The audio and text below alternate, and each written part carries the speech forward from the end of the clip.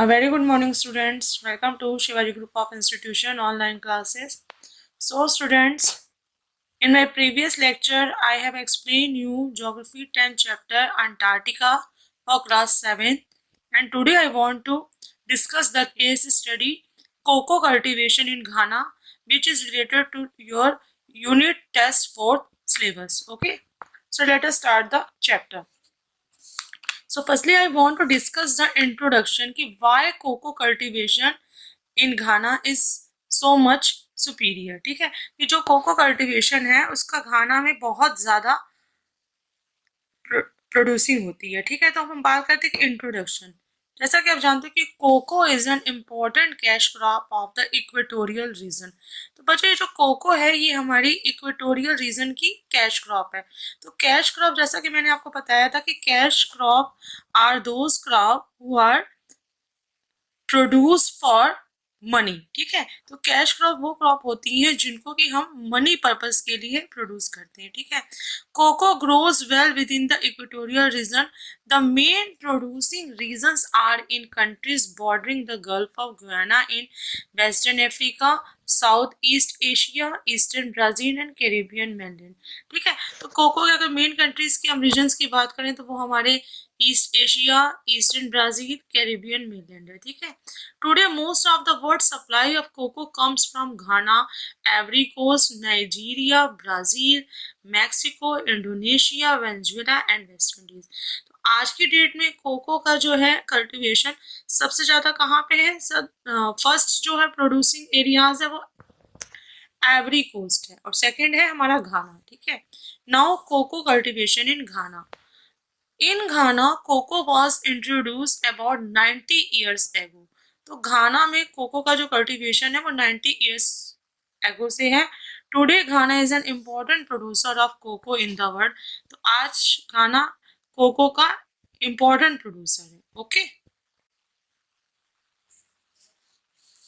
Ghana is located in western Africa along the Gulf of Guinea.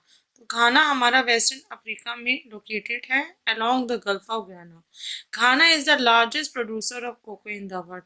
तो Ghana हमारा cocoa का largest producer. Okay, since its independence in 1957, Ghana has taken great stride in modernizing its agriculture. So the economy of Ghana is based on cash crop agriculture, especially cocoa. तो घाना की अगर हम अर्थव्यवस्था की बात करें तो घाना की जो इकोनॉमी है, अर्थव्यवस्था है, वो हमारी किस पर बेस्ड है? कोको कल्टीवेशन पर। ओके, तो ये आप मैप में भी देख सकते हैं कि कोको एक्सपोर्ट फ्रॉम अफ्रीका। तो घाना में 14%, एवरी कोस्ट में 45%, इंडोनेशिया में 13%, नाइजीरिया में 6% और अदर्स में 22%। तो आप देख सकते हैं कि फर्स्ट जो है प्रोड्यूसिंग वो कहाँ होती है कोको की? एवरी कोस्ट में और उसके बाद घाना में। Now cocoa export was first introduced in Ghana by the British in 1879। तो कोको एक्सपोर्ट की अगर हम बात करने जाएं तो कोको का एक्सपोर्ट सबसे पहले कहाँ हुआ था? घाना में, ब्रिटिशर्स के द्वारा 1879 में। It accounts for about 60% of the country's total export. तो एकरा जो कि कैपिटल है घाना की, is the main port for export of cocoa. तो कोको के एक्सपोर्ट का जो मेन जो बंदर कहाँ है वो हमारा क्या है बच्चों? एकरा, जो कि घाना की कैपिटल है। ओके, तो the cocoa cultivation is concentrated mainly in cocoa triangle formed by the towns of Accra, Kumasi and टोकोरेडी। ठीक है, नाउ क्लाइमेट कंडीशन। तो सबसे पहले हम क्लाइमेट की बात करते हैं। The cocoa plants need hot and wet climate. तो कोको प्लांट के लिए बच्चों हॉट और वेट क्लाइमेट की जरूरत पड़ती है और टेम्परेचर कितना होना चाहिए? 27 degree Celsius and rainfall of 150 centimetre and above. Soil, which soil is suitable for the cultivation of cocoa? तो the cocoa plant needs well drained porous soil and a shelter from strong winds and direct light. Okay, now students, method of planting cocoa trees. ठीक है, cocoa is grown from the seedling raised in nurseries directly from seed. तो cocoa का जो plant होता है from the seedling raise in nurseries directly from the seed.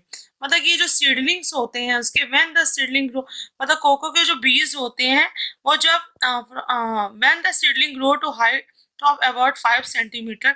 जब cocoa की जो सीडलिंग्स होती है, बीज होती है, उनकी हाइट क्या होती है 5 सेंटीमीटर, तब उनको ट्रांसप्लांट कर दिया जाता है at a distance of about 3 to 4 metre. ठीक है, तो the planters grow shady plants in between the row.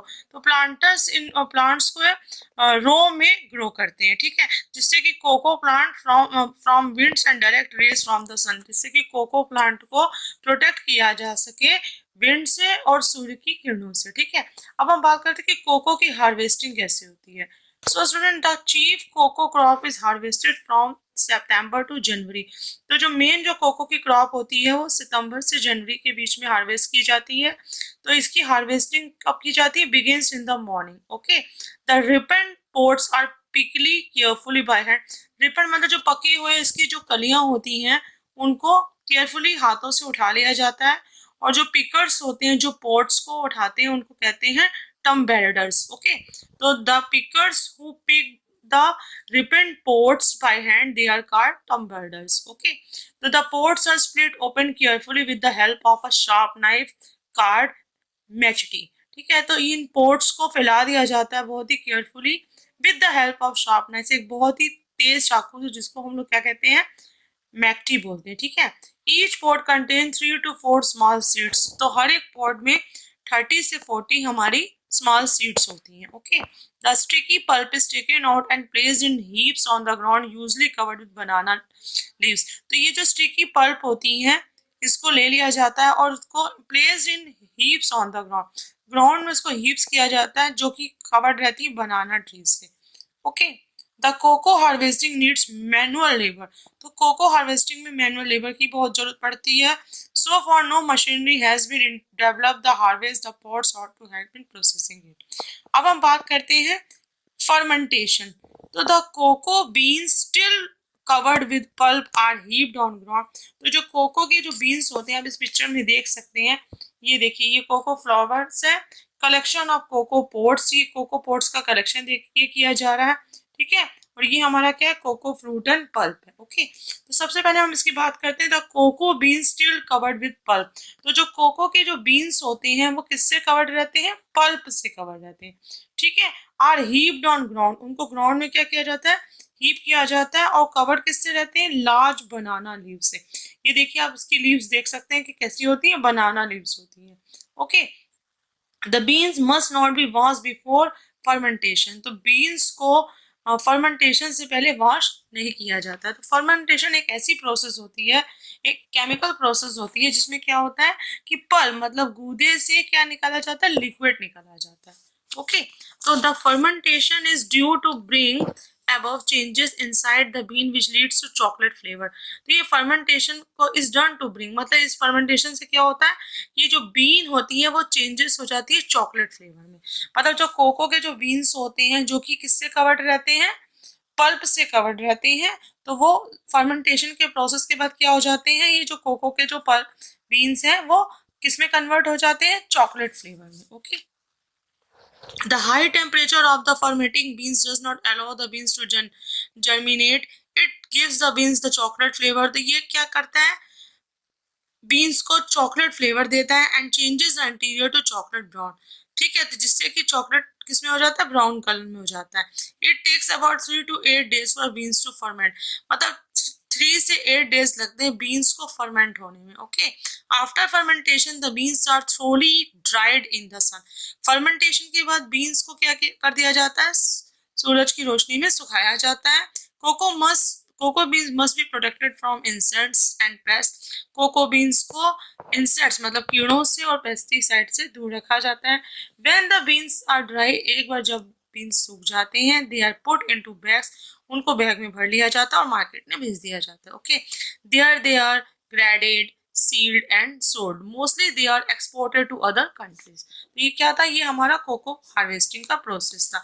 Now cocoa processing. ठीक है, at the factory the beans are sorted by types and origin. तो फैक्ट्री में इन beans को क्या किया जाता है?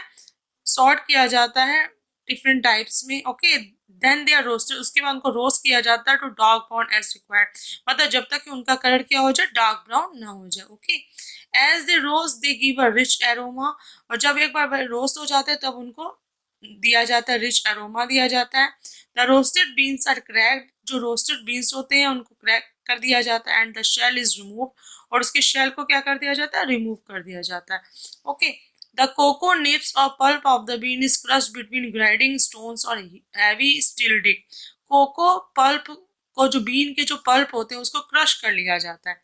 Under the friction of grinding the fat is the cocoa nib melts. तो फ्रिक्शन के दौरान क्या हो जाता है कि कोको का जो निब का मतलब कोको पल्प का जो फैट होता है वो मेल्ट हो जाता है and chocolate liquid is form. तो जिसकी वजह से क्या हो जाता है, जो कोको के अंदर का जो फैट होता है, कोको निब के अंदर का जो फैट होता है, जब वो मेल्ट हो जाता है, after melting the fat of the cocoa nib the chocolate flavour liquid is form.